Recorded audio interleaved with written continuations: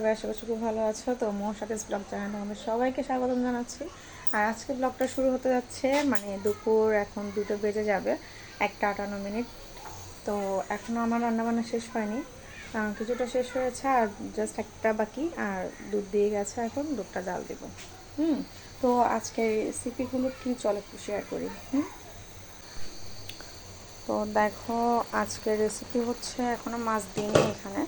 এটা হচ্ছে শিমের বিচি দিয়েছি, তার সাথে ছোট ছোট করে আলু দিয়েছি। শিমের বিচি, আলু, টমেটো, পেঁয়াজ দিয়ে যাচ্ছে এই মাছটা।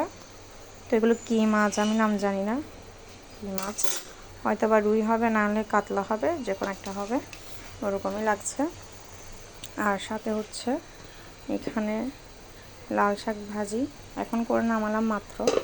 তো এখনও রান্নাঘরের অবস্থা দেখে, এগুলো সব এখনও ক্লিন করা হয়নি। তারপর হচ্ছে গরম, এটা হচ্ছে যে মাছটা আনলো আজকে, ওই মাছটার তেল দিয়ে আলু বেগুন দিয়ে, এটা আমার খুব ফেভারিট তরকারিটা। আর এখানে অল্প কালকে যে আলু শিম দিয়ে মাছ রান্না করেছিলাম, কাতলা মাছ, তো ওখানে কয়েক পিস আছে। তো চলো, ঝোল ফুটে গেছে, এবার আমরা মাছটা দিয়ে দিব। একদম ডিরেক্ট ঢেলে দিই, কেমন হচ্ছে না, একটা একটা দিই।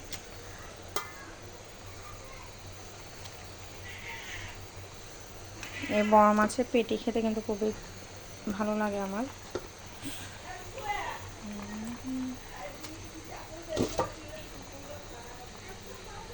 তো সব শেষে ধনে পাতা দিয়ে নামিয়ে নিব এটা।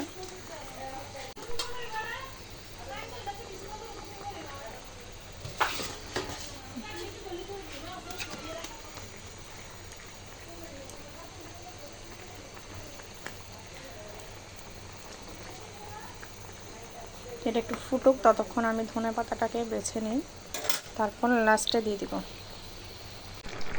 তো আমার মাছ রেডি। ধনে পাতা দিয়ে আমি যখন এডিট করতে বসেছিলাম তখন বড় থেকে নাম জেনে নিয়েছিলাম এটা রুই মাছ। তো আজকে রেসিপি এগুলো। আর এগুলো হচ্ছে দুধ দিয়ে গেল, এগুলো গরম করে রেখেছি। আজকের মিনি ব্লগটা কেমন লেগেছে সবাই জানাতে ভুলো না। টাটা।